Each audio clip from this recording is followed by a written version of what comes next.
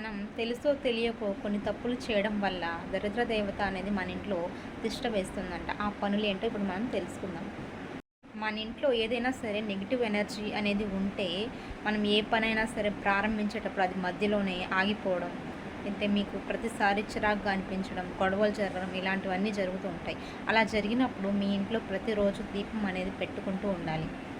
ఏ ఇంట్లో అయితే వెలుతురు కానీ దీపాలు కానీ లేకుండా ఉంటాయో అలాంటి ఇంట్లో నెగిటివ్ వెబ్స్ అనేవి విపరీతంగా పెరిగిపోతూ ఉంటాయంట. ఇంకొంతమంది ఇంట్లో చెడు స్మెల్ అనేది వస్తూ ఉంటుంది. ఇలా వస్తే కూడా మనకి మంచిదనేది కాదు. అందుకే ఇంట్లో ఎప్పుడు ధూపం అనేది వేసుకుంటూ ఉండాలి. ఇంకో విషయం ఏంటంటే మనం ఇంట్లో ఎప్పుడు గొడవ అనేది పడకూడదు. గొడవ పడడం వల్ల దరిద్ర దేవత అనేది మీ ఇంటి బయట కాపలా కాస్తూ ఉంటుందంట. అలా ఎవరి ఇంట్లో అయితే గొడవ పడుతూ ఉంటారో వెంటనే మీ ఇంట్లో దరిద్ర దేవత అనేది తిష్ట వేస్తుందంట. అందుకే భార్యాభర్తలు అనేవాళ్ళు ఎప్పుడూ గొడవ పడకుండా సంతోషంగా అయితే ఉండాలి. ఇంకా కొంతమంది అయితే పూజ గదిని మాత్రమే శుభ్రం చేసి దీపాలు అయితే పెట్టేస్తూ ఉంటారు. ఇది కూడా అసలు చేయకూడదు. మనం ఇంటిని పూజ గదిని రెండింటిని శుభ్రం చేసుకుని పూజ అనేది చేయాలి. ఏ ఇంట్లో అయితే ప్రతిరోజు పూజలు చేస్తూ ఉంటారో ఆ ఇంట్లో అయితే దరిద్ర దేవత అనేది ఆ దరితప్పుల్లో కూడా ఎప్పటికీ చేరదు.